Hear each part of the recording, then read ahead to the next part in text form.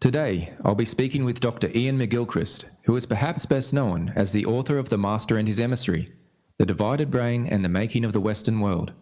Dr. Iain McGilchrist is a former Fellow of All Souls College, Oxford, a Fellow of the Royal College of Psychiatrists, a Fellow of the Royal Society of Arts, and former consultant psychiatrist and clinical director at the Bethlem Royal and Maudsley Hospital, London. He has been a research fellow in neuroimaging at Johns Hopkins Hospital, Baltimore, and a fellow of the Institute of Advanced Studies in Stellenbosch. Iain has published articles and research papers on a wide range of topics spanning literature, medicine, philosophy, and psychiatry. In addition to The Master and His Emissary, Iain has written several other books, including his soon-to-be-released book, The Matter with Things. Just to give listeners a bit of a background, what led you to a career in neurology and to writing your book, The Master and His Emissary? Well, there are probably two reasons, one rather sort of personal and the other more intellectual. The personal one is simply that my father was a doctor and his father was a doctor. And my father tried to avoid becoming a doctor by reading economics, but then ended up being a doctor. And I tried to avoid it by studying English and philosophy, but ended up a doctor. I think there's something about, I grew up in a family where there was something about, helping others. And I always wanted to have a role either as a priest, actually, as a young person, or as a doctor. But I think the more interesting aspect is an intellectual quest, which I can explain rather quickly. For reasons to do with my writing about the philosophy of literature, I was concerned about the way in which we see things as disembodied, particularly in the modern era, but that the whole process of approaching a work of art was one of disembodying it. Something that was unique, implicit, and embodied became something general, explicit, and abstract. And so I started going to seminars by philosophers on the mind-body problem, which seemed to me at the root of it.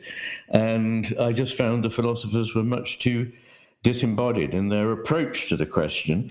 And at that time, that amazing book by Oliver Sacks, Awakenings, came out. And I was absolutely, blown away by it, because here was an example of somebody who was able to see how somebody's whole person and view of life changed when something happened to their brain. And he wrote in that book not just beautifully detailed cases of unique individuals, but was able to see how there were philosophical implications for all of us from the nature of mental disease rooted in the brain. And I thought, well, this is the way to go. And I need to study medicine. I was 28 at the time, which even then was rather late. Now it would be considered almost impossible, I suppose, to start a whole training in medicine at 28, but I did. And ended up working in the overlap region between neurology and psychiatry. I did a fairly low-level job in neurology and neurosurgery, and then went to the Bethlem Royal and Maudsley Hospital in London to do my training as a psychiatrist, and I've always worked in the area of neuropsychology, neuropsychiatry, in which mind and body are most closely united, and it's been a revelation to me. There's a fascinating video that listeners will enjoy called Spiders, Yes, But Why Cats?, where you talk about the many schizophrenic patients you had as a psychiatrist and the recurring patterns you saw in their visual artworks that uncovered something similar to what you saw in brain research. Can you tell us a bit about the nature of schizophrenic artwork and its parallels with brain hemisphere research? Yes, maybe I'll leave the cats to the end of this, but there were a number of very obvious features, and I was led to approach it partly because the Bethlem Hospital, where I trained, has one of the greatest collections of art by patients anywhere in the world. So there is a whole museum there of such artworks, and I found them riveting. They were not only very interesting and intriguing, but they also seemed to me to express something about, as they inevitably would, about the nature of the world seen through the eyes of someone suffering from schizophrenia. And I suppose the main things that struck me also in the paintings of my own patients, because if they were at all interested in art, I would often ask them to let me see their paintings, and in some cases they gave them to me. One is fragmentation. One of the big differences between the left hemisphere and the right hemisphere, about which I've spent 30 more years studying and writing, and we may come to that later, because it's nothing like the thing that people often think when they hear left and right hemispheres mentioned. It's far more interesting and complex than the usual cliches. But in any case, one of the main differences is that the left hemisphere tends to see things as bits and pieces, fragments that have to be put together to make any kind of sense. And the right hemisphere tends to see things as already a whole, in which one's attention may be directed to some part, which is almost created by the mental effort of focusing on a detail. Going along with this is a difference between the left hemisphere's view of the body as an assemblage of parts: an ear, a nose, a thumb, a knee, a foot, whereas the right hemisphere has what's called the body image, which is not just a visual image, but an image in all modalities of the body as a whole, and tends to see the body as a single whole entity that is the ground of what it is perceiving. And often these paintings would show this bizarre arrangement of body parts, either completely disconnected in space or stuck together in the most improbable sorts of ways. One particular feature of interest is eyes. One of the commonest distinguishing features of paintings by schizophrenics is that there's often a disembodied eye in it. And you see this going right back to the 18th and 19th centuries. I associate that with the fact that schizophrenia is by no means a regression to a sort of primal condition, but is in fact a hyper-rationalistic condition in which one's self-conscious awareness never lets go, so that one is aware of one's own thought being scrutinized all the time by this all-seeing eye. Then there is a sort of morbid geometrism, which means a sort of schematization of everything into something that could be put together with a compass and a set square and all the rest. Curious things like asymmetry of faces, which is another common feature of right hemisphere damage, as indeed that schematization is common in people whose right hemisphere is not working. They substitute a plan, as it were, of the world, or a plan of a person, or a model for the actual experienced person. Another is the intrusion of text into pictures, because the left hemisphere is more or less obsessed by language. Its great contribution is the ability to put things into words. And often you'd see rather irrelevant intrusions of text in the middle of paintings. And then there are a lot of paintings which show people reduced to mechanisms, puppets, dolls, skeletons, and other aspects, which again are tipped towards the left hemisphere's take on a human being. So there were a whole lot of these elements that confirmed my view that schizophrenia is in fact a right hemisphere deficient syndrome in which the left hemisphere has taken over the whole field and gone into overdrive. But you mentioned cats, which I provocatively put in the title of a talk I gave. The spiders were because there is a very striking painting by a young woman of herself, a self-portrait, when she was 21, and it's extremely accomplished. And at 22, after having a schizophrenic breakdown, she painted her self-portrait again, and one half of her face, the eye, is dangling out, and there is what is either a scorpion or a spider in it. And spiders and insects that are rather sort of repulsive to the social and emotional instinctual self are quite common themes in schizophrenic painting. But one other one is cats. And these cats may be there in an entirely random way, like the sort of eye that's suddenly put there. There'd be a whole picture made up of little bits all over, and then suddenly there's a cat, or a scene that actually purports to hang together, and then there's an intrusion of a cat.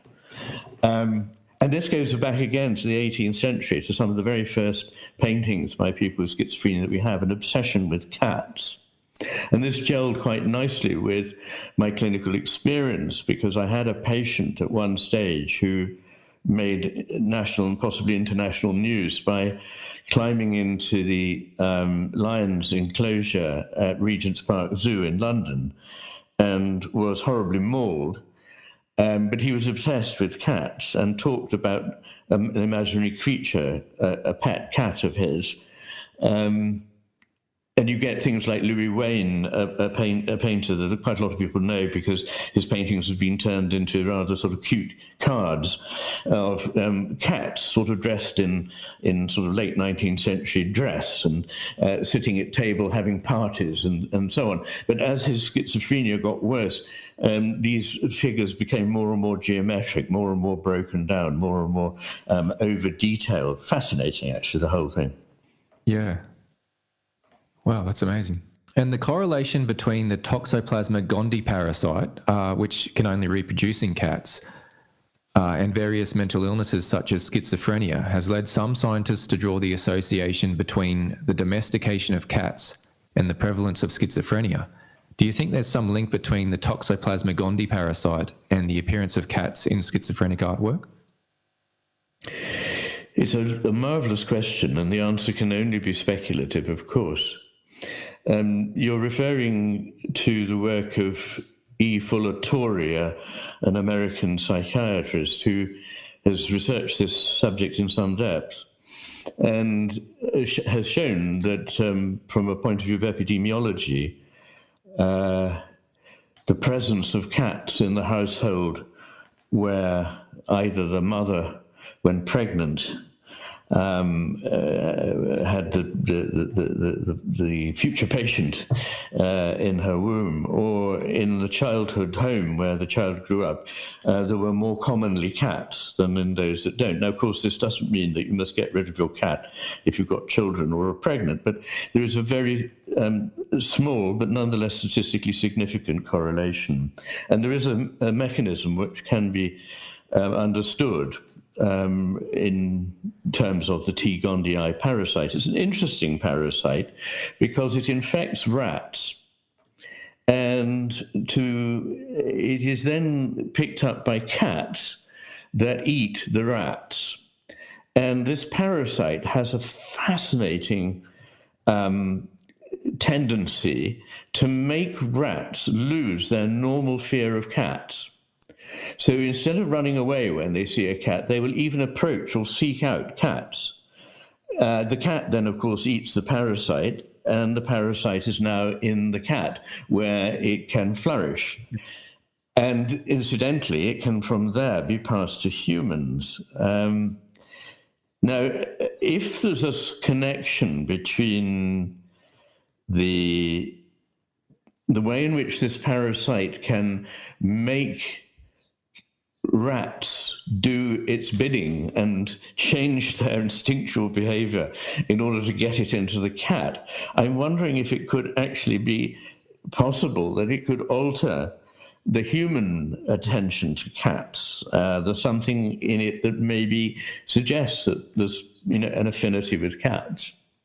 So also historically, we know that cats were domesticated by the Egyptians, and I haven't talked about that, but there are a number of symbols, like indeed the all-seeing eye, which turn up at first in Egyptian art, but were then largely not domesticated in Europe until at the very earliest, the late 17th century and the 18th century. And when we look back through literature, looking for examples of the mental illnesses that we now recognize, we can find most of them represented in the literature: depression, dementia, obsessive-compulsive disorder, anxiety states, even PTSD. But what we don't find is schizophrenia. And it's thought that the first descriptions that are recognizably schizophrenia date from the 18th century, when we first started to have pets as cats. So it is a very interesting topic. Yeah, that's fascinating. One day I want to write about that, and in fact produce a book with paintings done by psychotic subjects. But I'll come on to that when I have some peace and mental space. In your book, The Master and His Emissary, you mentioned your concern regarding what you refer to as hyper-awareness. We normally think of awareness as a positive thing, so I'm assuming you're thinking of a different definition of the word awareness to what a yoga teacher would use, for example. Is it something like an excessive need for things to be made explicit, or should we be worried about overdoing fixed point meditation like the philosopher J. Krishnamurti seemed to think we should? Well, you probably know more about meditation than I do. I have practiced it a bit in my own way and find it helpful, but mainly that's mindfulness meditation. But one of the features of mindfulness meditation is that you stop certain kinds of attention, which are to one's inner thinking. And you're quite right that there must be a distinction drawn between two quite opposite kinds of attention.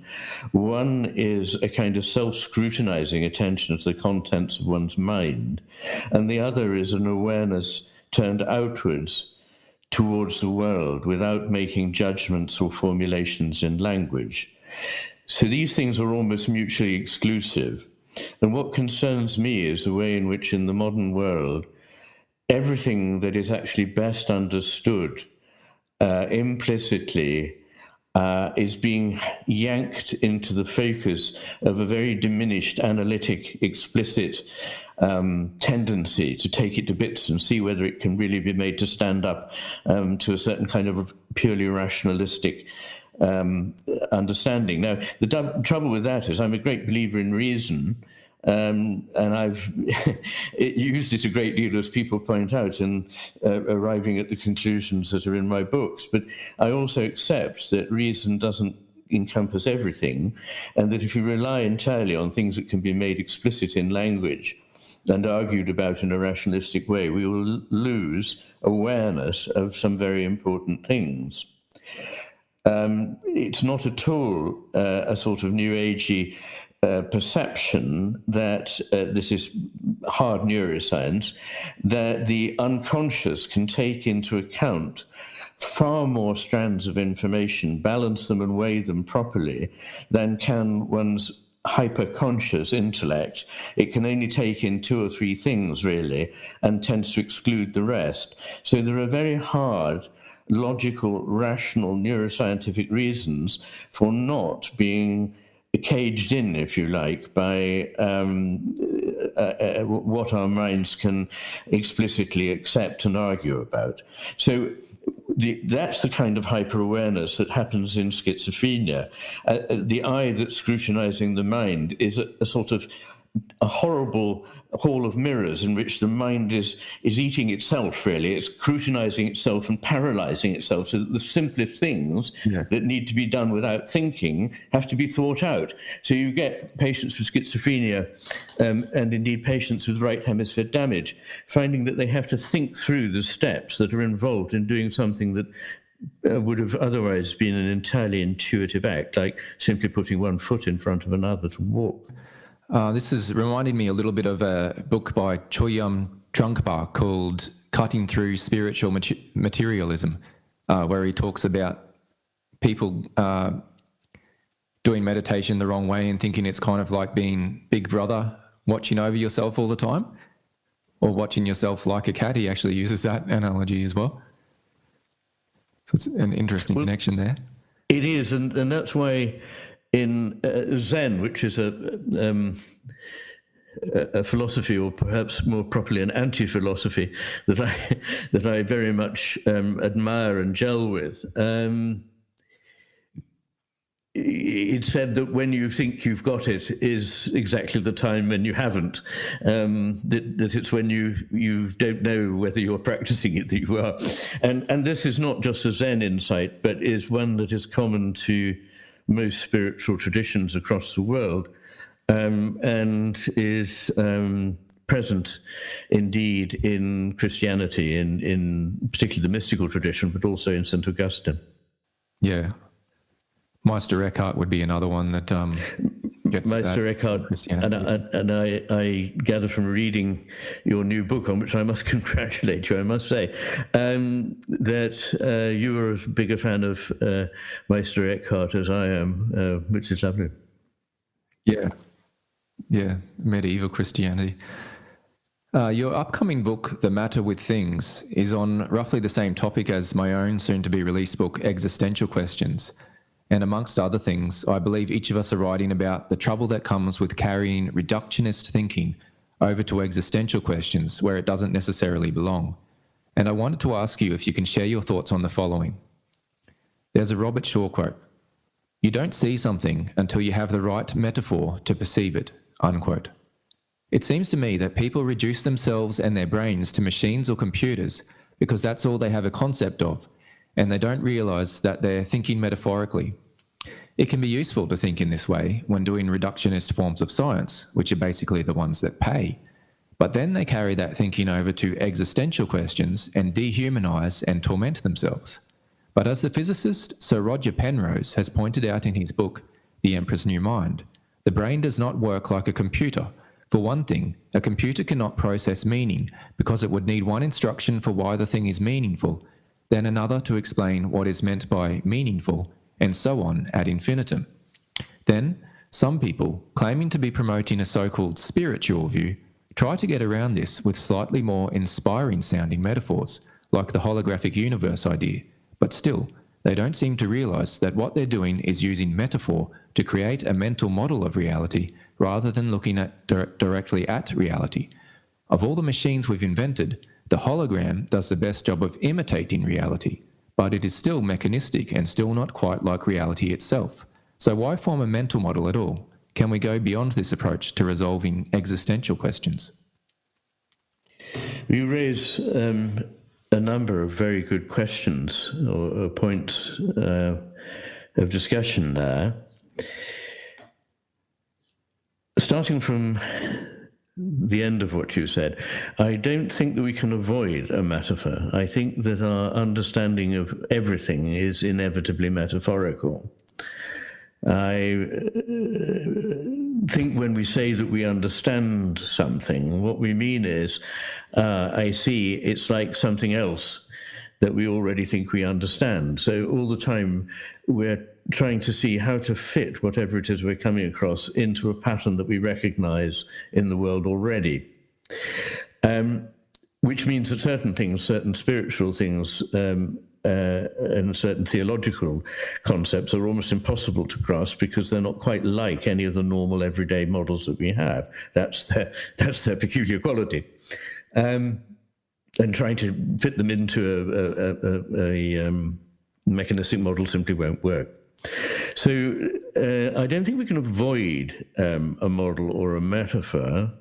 I think you're right that, our understanding is only as good as the metaphor that we have. So the key thing we have to do here is to scrutinize our metaphor and be on our guard against what it might be obscuring, because every metaphor or model brings out some aspects in what it is one's looking at, but at the expense of obscuring others. In the past, when people wanted to understand or explain phenomena, they would have tended to gravitate towards models or metaphors drawn from the natural world, things like a tree or a river or a family. But in the last 150 years, it has been almost relentlessly the machine. And so pervasive is this model that most people don't understand that they're altering things by using this model, and appear almost baffled and hurt if you explain that it's not straightforward, that everything is actually like a machine. And of course, if everything you see has been through the metaphor of a machine, you will only see things that fit that metaphor, because that's the effect of using that metaphor. You don't see all the things you don't see.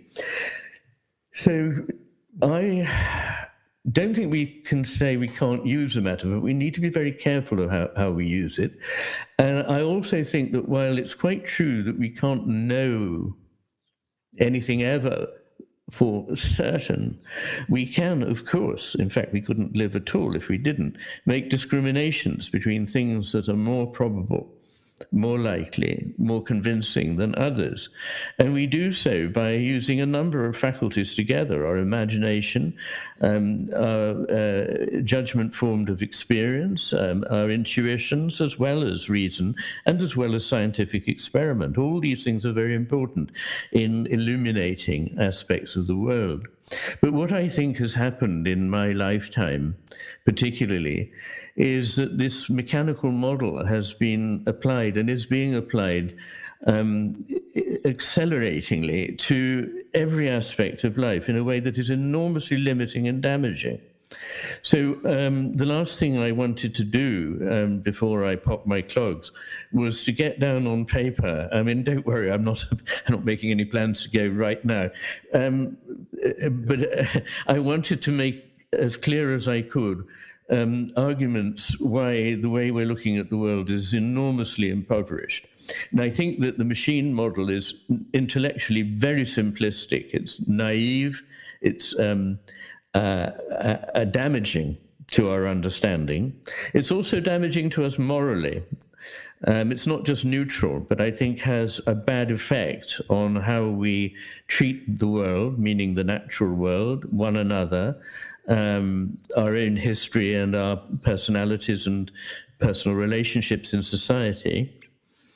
And I think it's clouded our ability to understand all that is really of most importance to us, which is the impact of the things that really give meaning to life, like the reality of our connection with the living, seamless tissue of nature, our ability to tap into and understand the fantastic depth and insight that comes from great literature, art, and music, and from the whole spiritual tradition without which we founder in life, and which is enormously related, research shows, to our health, not only to our mental health and our moral health, but also to our physical health.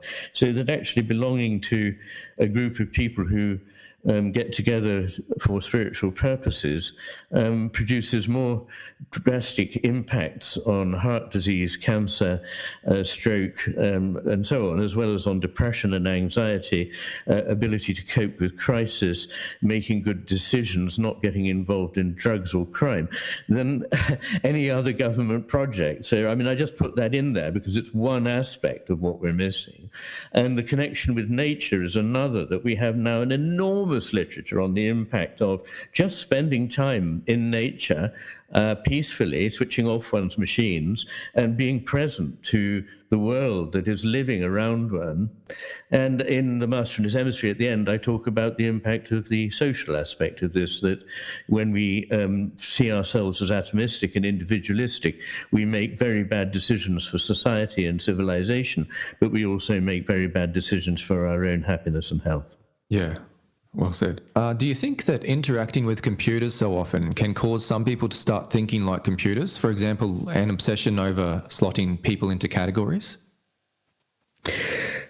I very definitely do, and it's not enough talked about.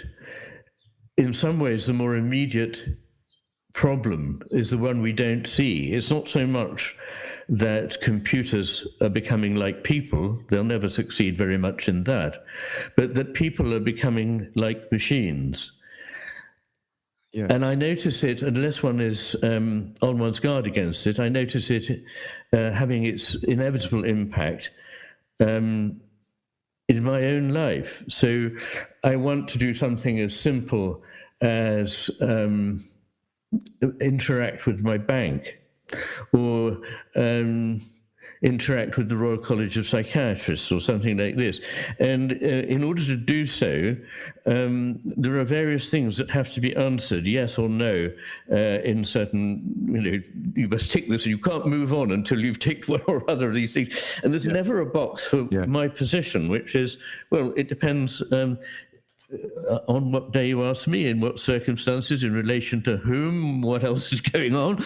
And also, I would like to give a very, graded answer to this, that sometimes yes and sometimes no. There are two Zen sayings that I very much value, and we could do with applying them broadly in our lives. One is, they're very simple. Yes, but, which I feel about so many issues that people get passionate about. Yes, there is some truth in that, but you're also missing some big truths on the other side. And the other is not always so. Truths are never always. Yeah. So, yes, I do think we're becoming more machine-like in that way. And you see it in the way people talk. They use a kind of disembodied, abstract, mechanistic language that is only normally, or was normally only found amongst the most impoverished, intellectually impoverished bureaucrats. But now it's become general popular speech. And you find things like people having to measure everything, and if they can't measure it, it's not real. But of course, the trouble with that is all the really important things in life cannot be made measurable. Love, the greatness of art, spiritual things. I mean, the whole idea that you could measure them is to misunderstand their nature. Not just in a way that they can't be measured and misunderstand them in that way, but also to actually damage the idea of what they could be by thinking of them as something that could ever be measured. So, yeah. That's it, yeah. It's very disheartening to see that. In the philosophy of model-dependent realism, the claim is made that reality should be interpreted based upon scientific models of phenomena, and that the only meaningful thing is the usefulness of the model. They claim it is meaningless to talk of a true reality, as we can never be certain of anything. I agree that we can never be certain of anything, but then the modelists, let's call them, carry that way of thinking over to matters that are beyond the realm of utility, and they persist in denying the importance of mystery, and continue to affirm their simplified model of the world as if it represented the true reality, forgetting that they had formed a simplified model of reality for utility's sake to begin with. There are many scientists who go beyond such a simple way of thinking, but the trouble is that the most popular scientists are often the most reductionism-happy scientists, the modelists, if you like. It is they who speak most confidently in support of the simplified worldviews that make for good commercial television and pop science books. If you haven't already answered that question, have you got more thoughts on that? I have, many. One, of course, connects with what we were just talking about, which is that there is a tendency to think that the model is reality, and that if, as it were, the observed behavior that the model was brought in to try and help understand doesn't fit the model, the problem is not with the model, the problem is with us, that we don't fit the model. For example, Homo economicus suggests that we all act to maximize our own personal benefit. Doesn't take into account that often we deliberately don't maximize our own personal benefit, partly because it's not irrational to have competing desires and you can't fulfill them all at once, partly because we get enormous pleasure out of helping others, doing selfless things like teaching others, bringing up children, and creating works of art. And so we're thought to be faulty machines, if you see what I mean. So in that sense, they may say, well, of course, you can't contact reality, but without realizing it, they're turning their model into a test of reality. Now, when you come to talk about certainty about whatever it is we mean when we talk of reality, you're absolutely right. I agree that we can't be certain of it. I've already said something about that. But that doesn't at all mean that we can't discriminate between things that are more likely or less likely, that are more truthful or less truthful about experience. And I follow the philosophical trend established by William James, C.S. Peirce, John Dewey, and others known as pragmatism. And pragmatism is, I must immediately gloss that, because pragmatism isn't what we normally mean by it in everyday discourse. Doing what is pragmatic is exactly what you described, doing what is works for me now. But that's not what pragmatism means. What pragmatism means is that if you adopt certain beliefs, you will find that reality catches you out less often. So your view of life, as it were, you're less often going to be tripped up by it than if you had any other particular view. And I like that, because it says what you're doing is you're testing your philosophy all the time on what is happening in experience and saying, does that confirm this view or does it disconfirm it? So while it's not the case that we can be certain of reality, I do think we must not let go of the idea that there is some kind of reality. And the partial nature of our ability to capture that is not that we can never contact it at all.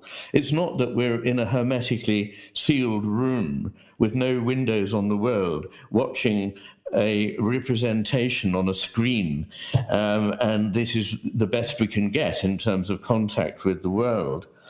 We can really contact the world. You know, when I see, as there is now, the snow outside, I know that the temperature is cold. I know that I will fall over if I don't take due care. I know that I'm going to need to light a fire and all these things, and it's absolutely not made up.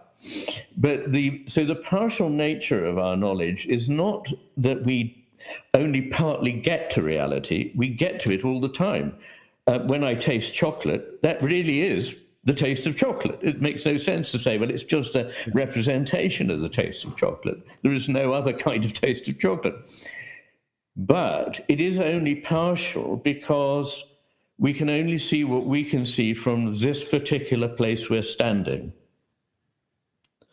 So going back to the model of the room that has no windows, which a lot of neuroscientists now espouse, this idea that we're like a homunculus inside the brain that is trapped in the brain and can't really contact the world but only see its representations of it. Rather than that, what I would say is we're in a room, an attic room, with a view. And with that view, we really do see the world, and we can go out into that world, but we don't see what we can't see from that point of view. There is a Zen garden, a rock garden, you know, those wonderful gardens of rocks and gravel. And I think it's called Roanji. And in it there are, I forget, is it 13, 14, 15 stones. But from any one place in the garden, there is always one stone that you can't see. I think that's just brilliant as a vision of contact with reality. Yeah, it's a good analogy. But just go back perhaps to your point about the hologram. I think this one's going to have an image. It's a better one than the machine model. It has its limitations. It's not just mechanical, and the thing it draws attention to that's so important is that everything can be seen as a whole or a part. What is a part of something in one context is a whole of something at another level. And what is whole at one level is part of something greater that it is taken up into. So that I rather like. Yeah. Yeah, I think if it was sort of defined as a non-mechanistic hologram, then it would be more meaningful. Yes. So long as it's not mistaken for a machine for something that's false. One of the things I've really learnt to value is the model of the river, the idea that reality flows. And this is not just present in all the great literature, wisdom literature of East and West, but is also present in our understanding of the world, at least as experienced by the right hemisphere. And just to explain for your listeners, the right hemisphere is where we have our most immediate perceptions of the world, our preconceptual contact with the world. The left hemisphere is the one that does actually have a representation only, which is why when it's it inspects itself and thinks analytically and rationalistically about experience, it inevitably finds it's looking at a representation, because the left hemisphere is like that. But the right hemisphere actually is seeing the presencing of something coming into being for it. So that is a very important distinction. And when experience is happening, it is flowing.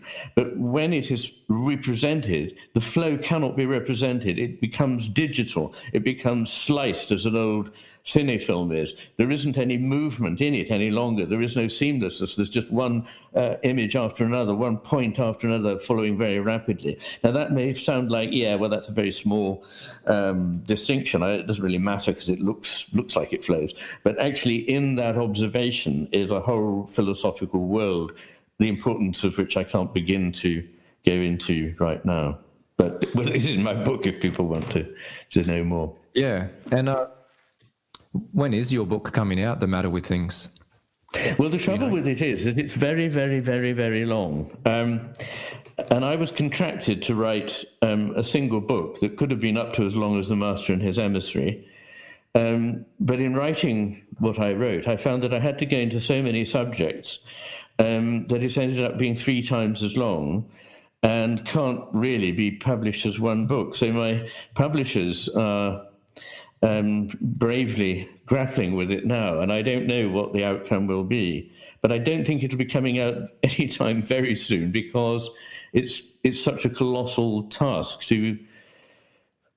I'll probably have to edit it in various ways, and then it'll need a lot of processing in order to get published. But it's just very, very long. It's got 5,700 footnotes and a bibliography that is 198 pages in 9-point. So, but it's necessary to do that if, like me, you're saying things that run quite contrary to the spirit of the age. If I was saying all the things that everybody loves to hear, like, oh yeah, we're just machines and that model works very well, and but if I was saying, no, hang on, there are all kinds of things here that are quite contrary to what you believe, like relationships exist prior to the very things that are being related. What? That doesn't make any sense. You can't have relationships until you've got the things that are related. But, well, no, I don't think so. And there are a whole lot of other things like that. Now, if you're saying things that are contrary to what people believe, you've got to give all the evidence. So I give evidence from neuroscience, from physics, from philosophy, and so on, and from spiritual literature. So, it's a sort of, I don't know, it's one of those huge works that people don't like nowadays because, and your book is marvelous. I so much take my hat off to you because you've managed to cover some very, very fine things in, I think, 28 pages, where mine is reckoned to be 2,250 pages. Wow. Oh, thank you for the compliment. I'm going to love your book. At least you're one person. I can imagine the Buddhist monks using your book when they're studying emptiness. It's fairly relevant to the topic of emptiness, I think. Well, if it's of any interest, I've found that I've been invited onto podcasts by Buddhists, at least as commonly as by any other group of people. So Buddhists are always asking me, will you come and talk to us, and so on. So that is true, yeah. Yeah. Which is interesting because I've never studied Buddhism. Oh, really?